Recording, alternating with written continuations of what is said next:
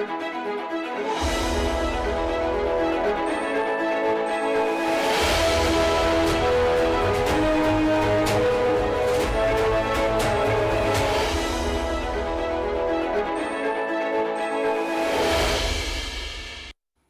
evening and welcome to The Insight tonight. My name is Eugene Kwach, and of course you're watching GBS TV Africa.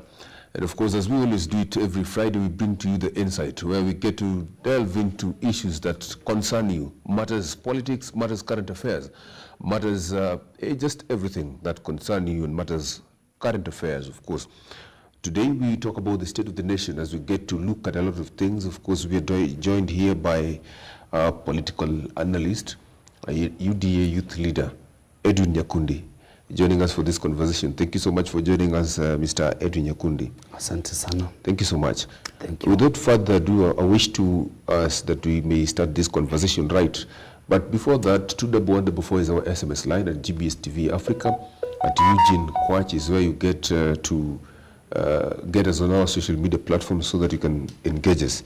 Mr. Nyakundi, let us begin this conversation. We're talking about state of the nation, but there's so much in the nation. Maybe from your lenses, what do you think is quite critical when someone asks you what is the state of current affairs, from where you see it? Thank you very much, Eugene. My name is Edwin Nyakundi, UDA candidate for youth representative Nairobi in the upcoming UDA elections, which is happening on Monday next week. Straight the matter, Mr. Eugene. You know, when you ask about the state of the nation, the most affected individuals are the youths. Who don't understand Kizungu mingi, they don't understand Kiswahili. As we are speaking today, we have a topic to discuss about that is not maybe the fact that we need to discuss today, but the economy is so scratching to mwananchi. Talk of the financial bill, which is the current running topic. The state unto which we are driving at, we want to place, okay, Kenya Kwanza government, where I'm also a candidate who want to champion for the rights of the youths. We want to place other nations by doing well in terms of revenue collection. But we are not placing our own nation, that the revenue that we have collected, what has it helped us so far? Does it go to the right things that they should be doing? Do we talk about infrastructure? Do we talk about schools? Do we talk about those children? The government, when you have taken taxes from mwananchi, you are scrapping off food program. You are taking revenue from mwananchi, tax from mwananchi, paying every now and then, deduction of mwananchi, common mwananchi ule kijana anaenda kwa mjengo, ule youth mwenye anafanya watchman, mwenye anafunza ndugu zake, and the same government, rather than doing infrastructure, doing roads, inatuambia kuhusu ujenzi wa manyumba. Does a youth need a house as we are speaking? A youth needs something on the table. A youth needs, that's why you can see so many youths, they are not going to involve themselves in marriage. Reason being, responsibilities are bringing them down completely. Back to the state of the discussion. That is why I'm coming in as a candidate, not only to represent this party called UDA, but also to be the voice of the voiceless. To air out, because the government seems that is not getting it right. So we must come out, those people, because I was a boda rider from Kangemi. I've been selling mboga ya kienyeji. I've been a waiter in a restaurant. I've been a cleaner in a hotel. So I understand what the revolution that the youths undergo for them to be what people think can be in this republic. That's why I've gone for this candidature. Yes. And I'm not new in UDA.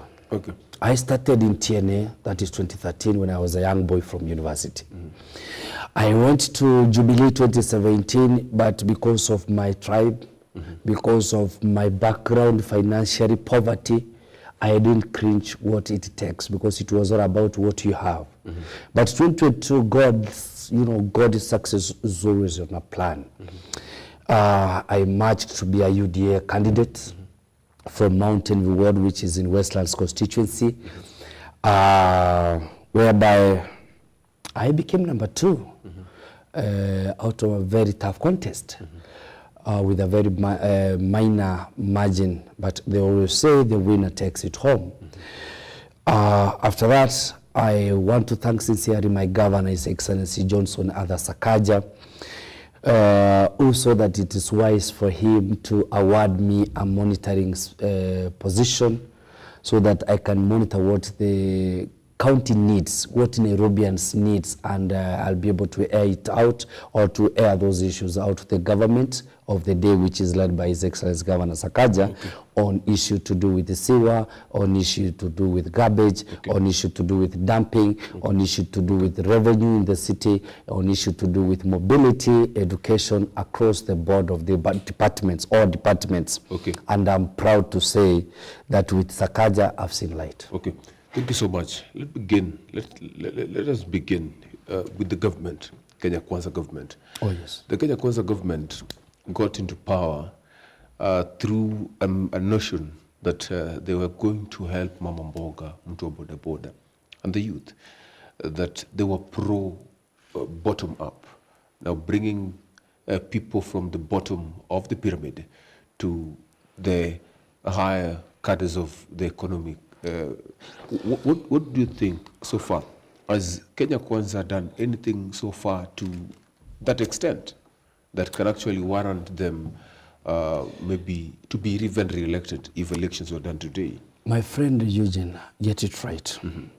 You can be very ambitious. You can be a man on a mission, as His Excellency the President said before. But the people around you, they are failing you. And we want to tell the President without blinking, without stating or missing our words, the people you rewarded are misleading the Kenyans. Number one, we can't talk of fake fertilizer.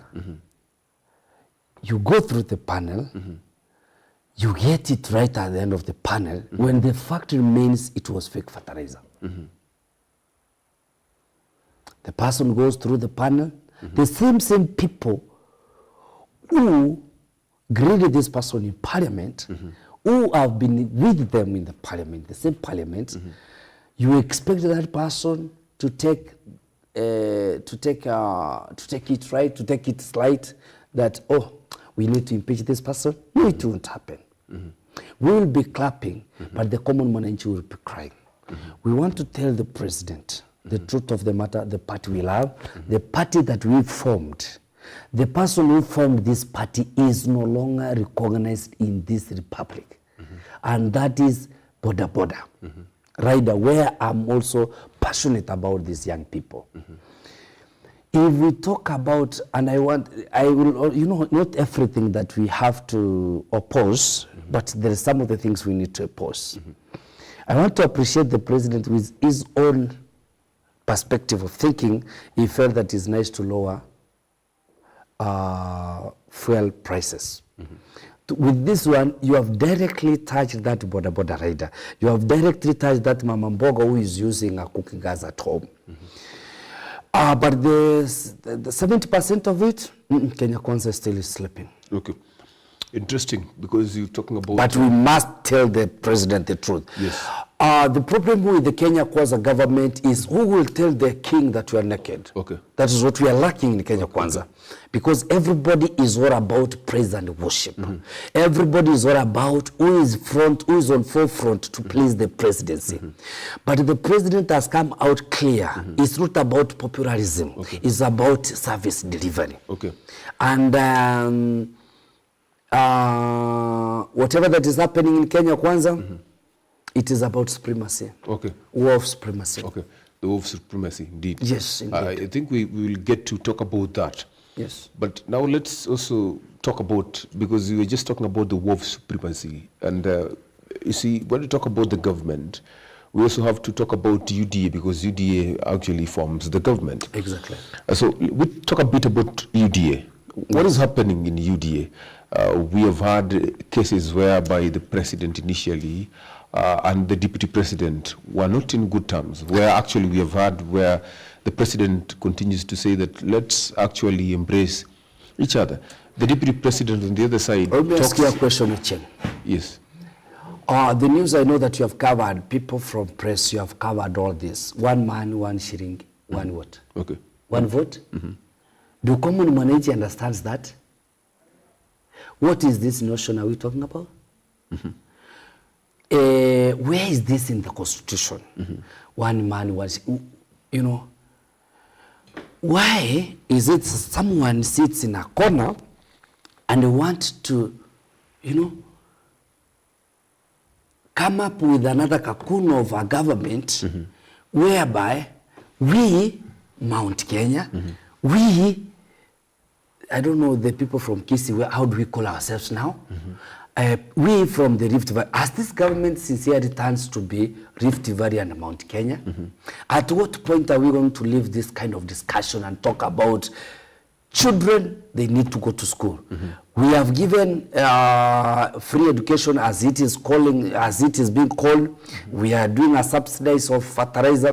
When are we going to talk about that mwananchi fertilizer imefika kwa kijiji? That mtoto we are talking about akona mahali pa kusoma. That somebody in Isiolo, we are talking about security. Ule mtoto ako pale na mama mwenye aliachwa na bwana anaweza access kufika sokoni kufanya biashara yake pasipo kuingiliwa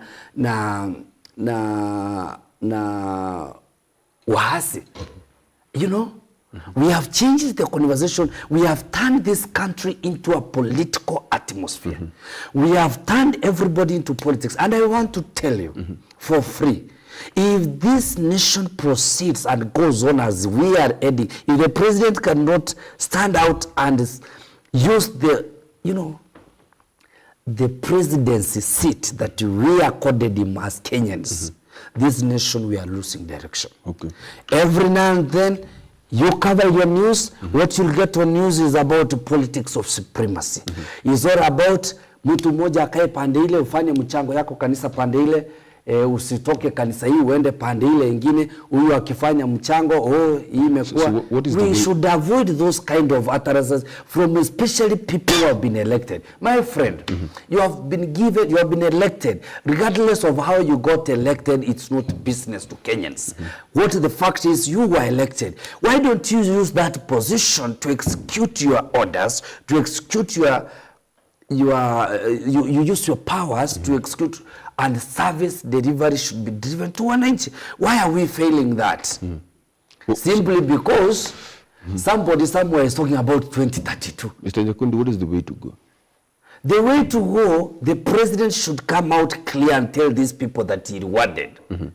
Your Excellency people, please, my good friends, it's time to work. We are failing to see that president, that William Samoei Ruto, who we used to see on podiums, who we used to see on top of vehicles, who we used to see in our meetings telling us about new dawn for Kenyans. We are failing to see that one. Okay. What is the essence of CS? Just asking. How much burden do we need to add to Kenyans apart from what they have now? Okay. We can't talk about reviving the economy when we are driving Kenyans dry to that economy. We are trying to say stabilize it. We can't go out. Okay. I don't want to go that direction. We've been talking about the deputy under the president, whether they're in good terms or not, but still under UDA still. I don't want to talk about the deputy president. Yes. I want to talk about leaders who have been elected, working with the president and trying to be superior to wananchi, trying to motivate us into tribal issues, trying to drive us into agendas of prosperity, trying to drive us away from agendas to do with development kwa ground. Hiyo ndio tunapingana na hayo. And as truth patriots of UDA, Kenya Kwanza government, people who are benefiting, Mr. President, not only them, walikusaidia, hata sisi mama mboga, tulikusaidia, vijana wanahangaika. Let's talk about the folding of affiliate parties of Kenya Kwanza. What do you make of it? And generally, how will it now end when now UDA suggests that all these affiliate parties to fold, now ANC of Musalia Mudavadi, Ford Kenya, amongst others to fold and join UDA to have one party. I wish you were in Nairobi when we had elections. We had so much to go about with ANC and UDA because of the subject of Honorable Musalia Mudavadi. When Honorable Musalia Mudavadi came on board, we tried to ask the president, the deputy president, by then now the president of the republic, please, we want those who are joining us, they should come in as UDA people so that we can go to consensus, agree where there is an ANC candidate, we should have a UDA candidate, and if all goes well, we have to weigh out who has the ground. But it was all about chest thumping. It was all about supremacy that we are talking about. So we lost some of the seats. In Nairobi majority, people, because UDA was not, everybody was doing, kila mtu alikuwa anafuta kamba yake, we got that the governor, we lost senator, we lost women rep, we lost members of parliament.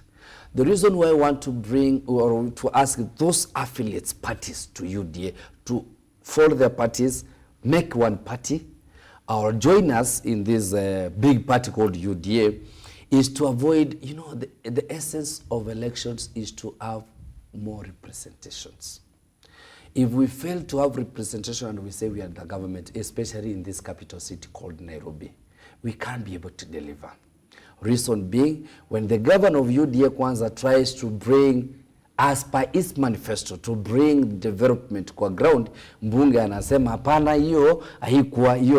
Like now we have tried in Nairobi, I can tell you competently, we have tried in Nairobi to bring, as the government is scrapping off food ya watoto wa shule in Nairobi County, His Excellency Governor Sakaja has brought hope to wamama na watoto na wazazi wa Nairobi. As we are speaking, we are feeding 280,000 children in Nairobi. This in a county, as we are speaking, we have constructed 10 kitchens. The 10 kitchens already, they are in use. As now we are speaking today, 7 more kitchens are coming up, whereby by next term, every child in Nairobi is going to enjoy dish in a county. My brother, if we had people of the same opinion as per manifesto ya UDA, don't you think if we had a senator and a women rep of the same opinion, issue ya agenda ya kupinga? I saw someone anapinga chakula ya watoto.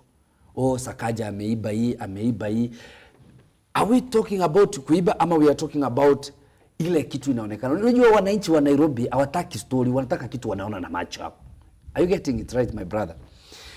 Where we are losing is when we have different parties bring different manifestos, different leaders from different parties with different manifestos, and others with political ambitions of 2027 when we are 2022. The reason why I want to bring UDA as an affirmative party with all inclusive is to share this manifesto we are talking about, called we must connect electricity to all households. That initiative was started by the president by then the deputy president. We have to ensure that roads, accessibility of roads across this nation, they are achieved. We want to ensure that economy of this, the state of economy is reasonable to wananchi, especially ule common mwananchi tuko tunaongelea kuhusu mama mboga. We want to ensure that issue to do with subsidy is well achieved. When we talk about economy, the rate of economy, how it is driving Kenyans dry, we should talk about fertilizer from the farm. We should talk about the accessibility of roads along vijijini huko ndani. But who are we telling? I want to appreciate the president that in this one he is achieving, but he can't achieve without bringing people who not only are politicians, but we need also technocrats. We need people who can not only reason about the circle of politics. And that's why we are urging the president without wavering. We need people like Matiang'i on board. We might have differed with Matiang'i when we were going for elections, but with Matiang'i, we need to see, you know, we need to have a lot of Matiang'is in this city, in this nation, who can streamline things as they are, who can tell the president as it is. Not two people who only pushes the agenda. Not people wenye wamechukua mali wamejiwekea, ni kama tuko mbio ya kutafuta pesa Kenya hii. Wewe unataka sisi sasa sisi ndio tunatawala, and just stamping. As we are speaking today, we don't have opposition in this republic. Who is opposing anything? Reason being, opposing does not mean to be on screen, opposing everything and now and then. But opposing is bring, you know, you have to put this government, we have to be checked on. We have to put the government on check. But wewe unaweka government on check 2 days later, ushasahau. The truth of the matter is, the president is in a comfort zone. Okay. We must tell him the truth. And that starts from these UD elections coming. We have maneuvered from the polling station, ward level, constituency level. We are doing the final on a county level on Monday. We are going to have the structure of governance in UDA party from chairman to the member down there, 20 people. I know with these 20 people, we have been able, the 20 people we have been able to come up with huyo mtu wa mboga unasema. Mimi kijana wa boda boda niko hapo na ngangana hiyo kiti. Tukiwa na those 20 people, I want to assure you, this government will be streamlined. And take it from me, after this structure of UDA, kuna mawaziri wataenda nyumbani. Yeah, that one is true. Okay. Yeah, it was not about a reward of you to just be around with your limousine, kuongeza magari, kuongeza, no, it was not about that. Okay. It was all about, people are getting it wrong. It was all about mwananchi kwanza. Okay, thank you so much. We've talked a lot of things, and of course, thank you actually for elucidating on so many of these issues.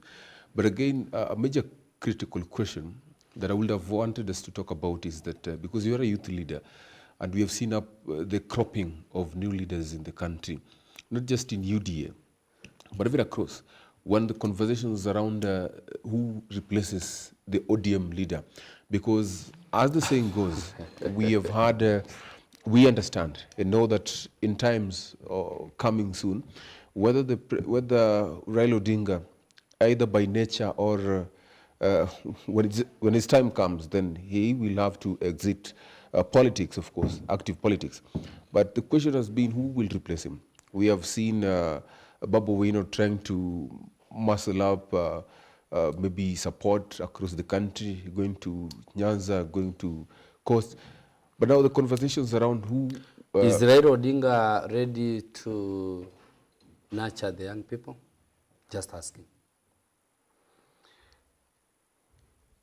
Raila Odinga, His Excellency Raila Odinga, Baba as they call him, he tried to do this. He has done it before. That is 2007 when he was working with the Pentagon. He brought people like Najib Balala. He brought people like William Samoei Ruto, who is now the president. But as we are speaking, the current state, Raila Odinga now. Show me somebody who has been nurtured to take over from Raila Odinga. Nobody. Talk about, you have talked about Babu Owino. Babu Owino can do best in Embakasi East, but not beyond Embakasi East. We are beyond a country of goonism. The youth, they don't want to be used again against the other. The youth, they don't want to be used to throw stones. We have a lot of burdens that are on our back that we don't need to go on streets to strike, throwing stones. So going I into could wish if, personally, if I was in ODM, thank God I'm not in ODM, Joe can do best. Why Joe? Joe can do best because we have seen him. He has governing a capital city is not easy. For 2 terms continuously, it has not been easy. He has been with Baba for some time. We have been seeing him championing for the rights of people from the coast. And if they work together with Oparanya because of age gap, we can do best. They can do best in the ODM. Okay. Yes, but the youths in ODM, they are not yet. Okay. Reason being, they entrust much in goonism. And the moment Babu can leave that, he is a good guy for the generation that we are observing up on Mbele. If he can leave that.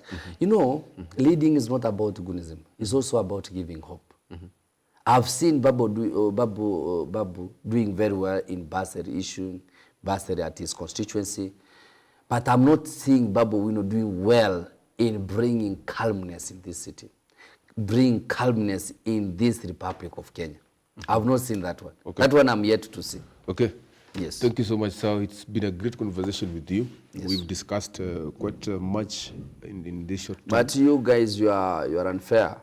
Nairobi is the bottom line of all this discussion. We should have slightly put something in for Nairobi. Okay. Yes. In a second, in 3 seconds. 3 seconds. Yes. I want to appreciate and thank the people of Nairobi for electing His Excellency Governor Johnson Sakaja. With Governor Sakaja, I can talk of health facilities, health department in Nairobi has been streamlined. With Governor Sakaja, we can see there is roads, upcoming roads within our street. Every ward, as we are speaking today, every member of County Assembly has been allocated, the budget has been allocated for him to construct a road. And if your area member of County Assembly has not constructed one, now it is your right to oversight that one.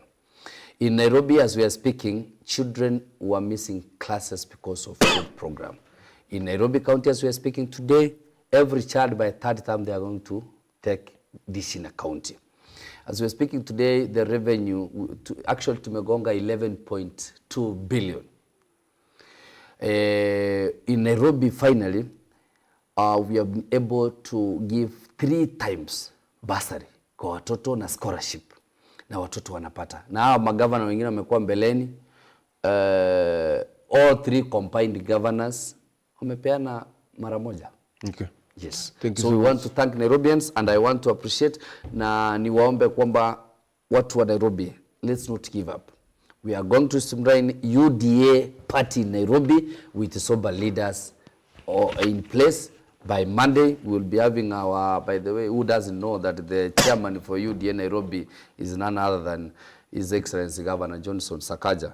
We want to give people priority who have led us, who have given us a platform. Not only me, who has given Nairobians platform. By the way, bro, au vijana wenye unauliza, we have employed 3,500 Green Army. Okay. We have employed 1,000 askari sahi wako kwa camp, wako pale Dagoretti, constables. As we are speaking, we have employed nurses. As we are speaking, we have employed doctors. Okay. Tunaongoja wapate barua. Thank you so much, sir. Na haijawahi fanyika. Thank you very much. Thank you so much. It's been a Nimeshukuru great sana. conversation with you. Thank you, Eugene. Yeah, and of course, to you who has been watching us from wherever you're watching GBS TV Africa, we thank you so much on behalf of everyone who's made this a success.